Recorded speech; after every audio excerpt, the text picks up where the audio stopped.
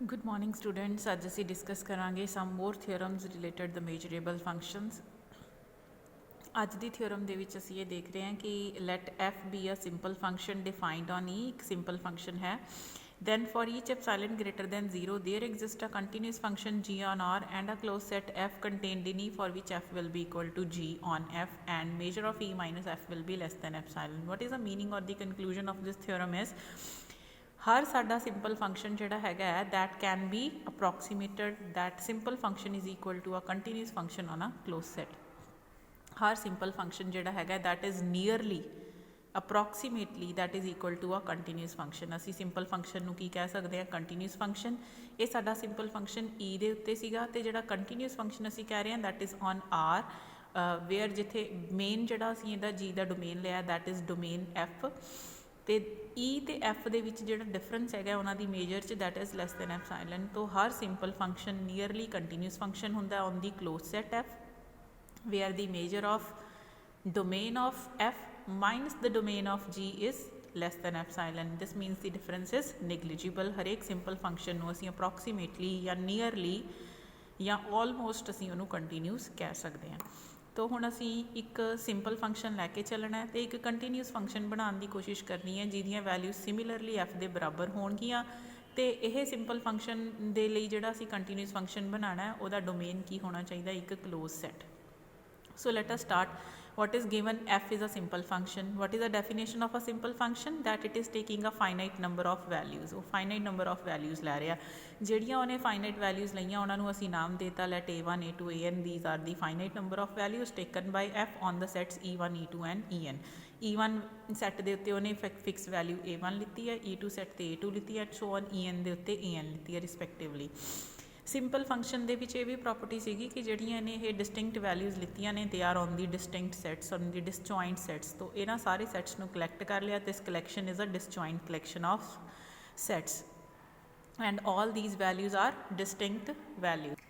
हुण आपां अपनी पिछली थियोरम नूं रिकॉल करते हैं जिस च असीं ये कहा सीगा कि to each set we can find a close set such that this closed set is contained in the given set and the measure of ek minus fk will be less than epsilon। और previous theorem जिहड़ी असी measures outer measure वाले section च कीती सी उस theorem नूं apply करिए हर E1 set के लिए हर EK सैट लिए असी की एग्जिस्ट करा सकते हैं एक क्लोज सैट जिहड़ा उहदे अंदर कंटेन होएगा in such a way that the measure of this close set and e will be less than epsilon. उरे डिपेंडिंग अपॉन दी सिचुएशन असी इहनूं एप्सिलॉन बाय n लै लिया। So we may choose close sets f1 f2 fn such that for each index k fk will be a subset of ek and the measure of ek minus fk will be less than epsilon। this is by the previous theorem। जिन्ने भी असी f set f k set बनाए आ उन्होंने सारिया जो join कर लीए finite union of close sets is closed. इस करके जी कलैक्शन एफ बनी है ये जो सैट एफ बने this set is also a closed because the finite union of close sets is closed. Further this collection was a disjoint आपाने consider किया measure of e minus f e नूं असी union of e के ते F नूं असी union of F cage लिख रहे हैं। So this can be written as union of e k minus f k. Measure of the union is equal to in case साडे सैट्स डिसजॉइंट होण हुण साडे सैट्स सीगे डिसजॉइंट इस करके measure of union will be equal to the summation of measure and what is the measure of e k minus f k is epsilon by n असी भरिया where n epsilon by N constant है can be taken outside की बचेगा पिछे summation of 1 आ सारी value तो common आ जाएगी। Summation of 1 किन्ने टाइम्स n टाइम्स तो n times summation of 1 is n cancel करके कितना रह गया मेरे को सिर्फ epsilon. So therefore the measure of e minus F is lace than epsilon. हुण असीं मूव ऑन करते हैं असीं क्लोज सैट एफ लभ लिया होया तो इस क्लोज सैट के उत्ते असीं की डिफाइन करना एक continuous function. So now we define a function g on f. G असी फंक्शन किदां दा डिफाइन कर लिया एफ की फरदर डिवीजन हुई है एफ के अंदर भी सैट्स बने हुए हैं f1 f2 क्योंकि एफ की है इन्हां सारियां दी यूनीयन और ये एफ की ने they are contained in e k they are the subsets of e k and when they are the subsets of e k दे विच साडे कोले सबसैट्स बने हुए हैं f k's which are closed उस दे अंदर दे और ईके दे उत्ते साडा फंक्शन वैल्यूज़ किवें लै रहा है f of x is equal to a1 if x belongs to e1 f of x is equal to a2 if x belongs to e2 and f of x is equal to ak if x belongs to ek. This means ਇੱਥੇ ਤੋਂ ਹੀ ਸਾਨੂੰ definition of g ਪਤਾ ਚੱਲ ਜੂਗੀ। ਅਸੀਂ gx ਦੀ value ਕਿੰਨੀ ਰੱਖ ਲਾਂਗੇ ak, ਅਗਰ x ਕਿਸ ਨੂੰ ਬਿਲੋਂਗ ਕਰੂਗਾ fk ਨੂੰ। ਵੈਸੇ ਅਸੀਂ g ਨੂੰ ਡੋਮੇਨ ਕਿੰਨਾ ਦੇਣਾ ਸੀਗਾ f, it is defined on f, but क्योंकि f दियाँ वैल्यूज़ फरदर f केस तो आनिया ने, f is equal to union of f k's, union of f k is further contained in union of e k दे उत्ते हर एक set दे उत्ते function की value a1 a2 a3 an है। इस तरीके नाल असी g नू वैल्यूज़ देतियाँ। सो g नू डिफाइन किया f दे उत्ते, it will take the value a k अगर साडा x f के सैट चों आ रहा है, क्योंकि g ऑफ x दे अंदर x आना f चों, f किहदे इक्वल है union of f k's, union दे विचों x हो किसी एफ के चों मिल सकता सानू। सो इस तरीके नाल g दी डेफिनेशन बन गई, g x will be equal to a k whenever x will belong to f k. Since ये साडी सारी कलैक्शन जिहड़ी सीगी डिसजॉइंट सीगी, then g is properly defined, किते भी ओवरलैपिंग ऑफ वैल्यू नहीं हुंदी कि असीं एक एक्स दे रहे हैं जी नूं ते साडे कोले दो आंसर निकल रहे ने। This will not happen that g x will be equal to a1 as well as a2, क्योंकि जिहड़ा ये एक्स है इहदे कोले दो ऑप्शन है ही नहीं, either x belongs to f1 और बिलोंग्स टू f2 और बिलोंग्स टू f3। ऐसा नहीं है कि यह सेम x जोड़ा है वो हर एक सैट जा सकता है, क्योंकि ये कलैक्शन की है, this is a disjoint collection. So for one input there will be only one output, there will not be the two outputs, ठीक है। So this means g is properly defined. Moreover it is continuous on f। Why it is continuous, क्योंकि जो भी असी कोई भी x belongs to fi लवांगे, whenever we take any x belonging to fi, f की सीगा एक साडे कोले close set, so there will exist an interval containing x, कोई ना कोई ऐसा इंटरवल पक्का होगा जिहड़ा इस x नू की करूगा, कंटेन करूगा। उस इंटरवल का नाम असी आई रख लीए, and this interval will be disjoint, क्योंकि यह x fi विचों आया सी ते सारे दे सारे fi's की ने, दे आर डिसजॉइंट।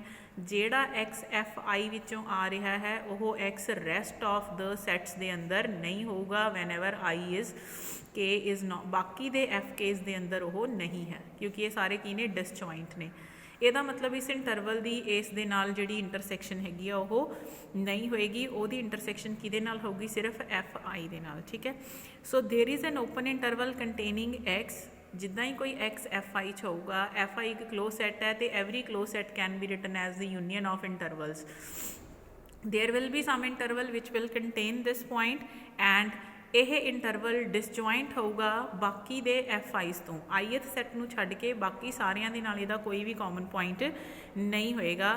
देयरफॉर जिथे भी सानू फंक्शन डिफाइन करना पेगा i ते इंटरसैक्शन ऑफ f दे उत्ते, जदों असी g नूं डिफाइन करना होगा i इंटरसैक्शन f दे उत्ते, तां फिर साडे कोले g दी डेफिनेशन किन्नी सैट हो जूगी, g दी definition ith point ai set हो जाएगी, यानी कि सानू वैल्यू जिहड़ी हैगी है जी दी एक फिक्स वैल्यू मिल जाएगी। ith इंटर जिहड़ा x नूं x fi दे अंदर सीगा वो ith इंटरवल दे अंदर चले गया, इहदे चों असीं फॉर से यूनीयन ऑफ इंटरवल चों ith इंटरवल दे अंदर हैगा, ये इंटरवल दा किसी होर सैट नाल कुछ कॉमन नहीं है। And whenever you have to think about the value at the intersection of the whole of f, सारे सैट्स नूं मिला के where k is varying from 1 to n, and the ith interval दा केड़ी common value बनूगी जिहड़ी ith ते लिती थी, ith ते केड़ी लिती सीगी ai। So this way we will have a value for g, हर साडे कोले x दा एक आंसर मिल जाएगा, that answer will be a constant. Therefore there is, whenever we take some point x belongs to fi, there is an interval containing x which is disjoint from the rest of the closed sets, बाकी सारियां नालों disjoint होगा, and hence on the intersection of this interval with f, जदों असीं इस interval दी f नाल intersection करावांगे है तां जिहड़ा साडा फंक्शन g हैगा वो की बन जूगा, it is constant, and constant function की हुंदा है continuous. What is a constant function, it is a continuous function. So हुण इस तरीके नाल साडे कोले कॉन्स्टेंट फंक्शन की बन गया, कंटीन्यूस बन गया। तो g can be extended to a continuous function on the close set f। इसे ही कंटीन्यूस फंक्शन नूं असीं पूरी रियल लाइन दे उत्ते एक्सटेंड कर दांगे। f दे उत्ते सानूं इहदे आंसर पता नहीं की बनणगे, अदर दैन f जिथे साडे कोले कोई आंसर नहीं हैगे उत्थे असीं इसनूं कोई भी कॉन्स्टेंट वैल्यू डिफाइन करके इहनूं पूरी रियल लाइन दे उत्ते एक्सटेंड कर सकते हैं। ਸੋ ਵੀ ਸੀ ਦੈਟ ਕਿ ਜੀ ਦੀ ਡੈਫੀਨੇਸ਼ਨ ਹੀ ਅਸੀਂ ਕਿੱਦਾਂ ਦੀ ਰੱਖੀ ਹੈ ਕਿ ਇਹਦੀਆਂ ਵੈਲਿਊ AI's ਟਾਈਪ ਦੀਆਂ ਆਉਂਦੀਆਂ ਨੇ ਤੇ ਇਹੀ ਸੇਮ ਵੈਲਿਊਜ਼ ਕਿਹਦੀਆਂ ਆ ਰਹੀਆਂ ਸੀ F ਦੀਆਂ ਆ ਰਹੀਆਂ ਸੀ। ਇਹਦਾ ਮਤਲਬ ਸਾਡਾ simple function approximately it is nearly a continuous function on the real line.